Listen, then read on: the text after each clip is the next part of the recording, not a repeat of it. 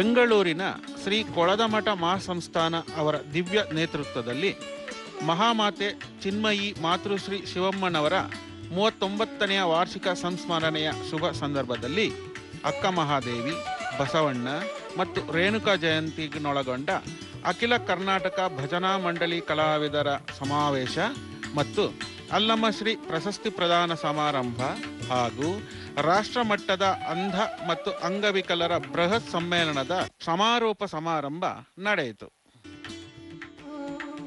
ಸುಖ ದುಃಖವ ನಾಟ್ಯವ ಮಾಡಿ ಸತ್ಯಕ್ಕೆ ಜಗತಿ ಬೆಳೆಸುವ ಬನ್ನಿ.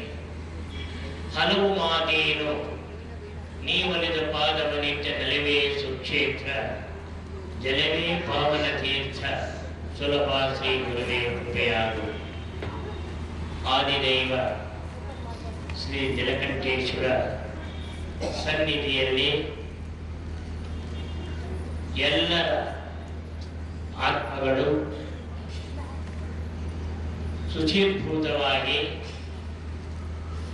ಅಂತರಂಗ ಶುದ್ಧಿಯ ಕಡೆಗೆ ಸದಾ ಇರುವಂತೆ ಕರುಣಲ್ಲಿ ನೋಡಿ ಅವರಿಗೊಂದು ಅಕಾಡೆಮಿ ಮಾಡಿ ಆ ಒಂದು ಕಲಾವಿದರಿಗೆ ಯೋಗ್ಯವಾದ ಸ್ಥಾನಮಾನವನ್ನು ಕರುಣಿಸಲಿ ಎಂಬ ನಿಟ್ಟಿನಲ್ಲಿ ನಮ್ಮ ಹೋರಾಟಕ್ಕೋಸ್ಕರವಾಗಿ 5,000 ಅವತ್ತು ಆದಾಯ ಖರ್ಚಿದ್ವಿ.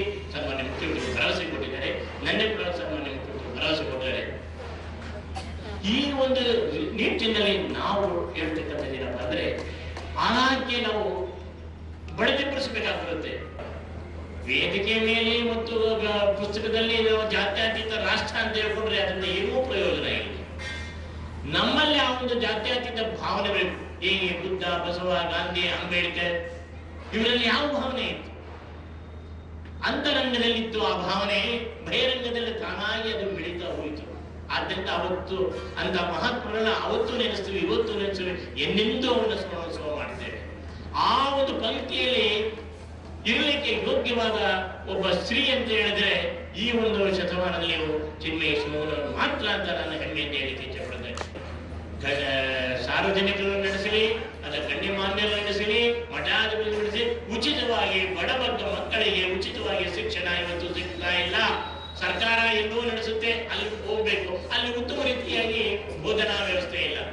ಉಚಿತವಾಗಿ ನಮಗೆ ಅಲ್ಲಿ ಅವಕಾಶ ಸಿಕ್ಕಿದ್ರು ಕೂಡ ಬೋಧನಾ ವ್ಯವಸ್ಥೆ ಎಷ್ಟರ ಮಟ್ಟಿಗೆ ಅದು ಬೆಳೀಬೇಕು ಅಷ್ಟರ ಮಟ್ಟಿಗೆ ಇನ್ನು ಬೆಳೆದಿಲ್ಲ, ಬೆಳೀಬೇಕು ಅಂತಕ್ಕಂಥದ್ದು ಈ ಸಂದರ್ಭದಲ್ಲಿ ಹೇಳಲಿಕ್ಕೆ ನಾನು ಇಚ್ಛೆ ಪಡ್ತೇನೆ.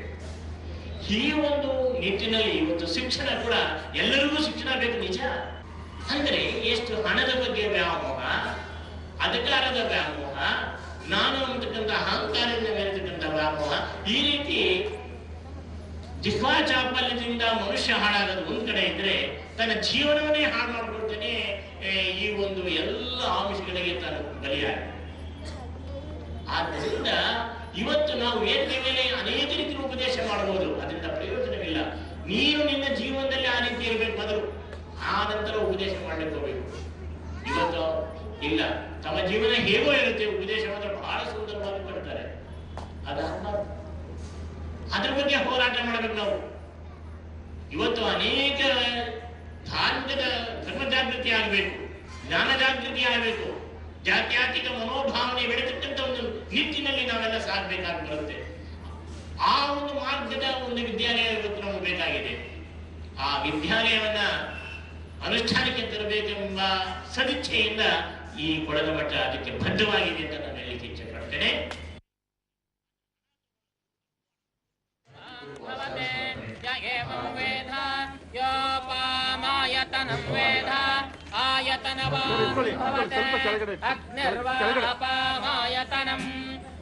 ಬೇರೆ ಬೇರೆ ಕಡೆಗೆ ಅವರು ಆಸ್ತಿಯನ್ನು ವೃದ್ಧಿ ಮಾಡಿಕೊಳ್ಳಲಿಕ್ಕೆ ಹೋಗಿಲ್ಲ, ಆಸ್ತಿ ವೃದ್ಧಿ ಮಾಡಿಲ್ಲ, ಭಕ್ತರನ್ನು ವೃದ್ಧಿ ಮಾಡಿದ್ದಾರೆ, ಜನಗಳಿಗೆ ಏನ್ ಬೇಕು ಅದನ್ನು ಕೊಟ್ಟಿದ್ದಾರೆ.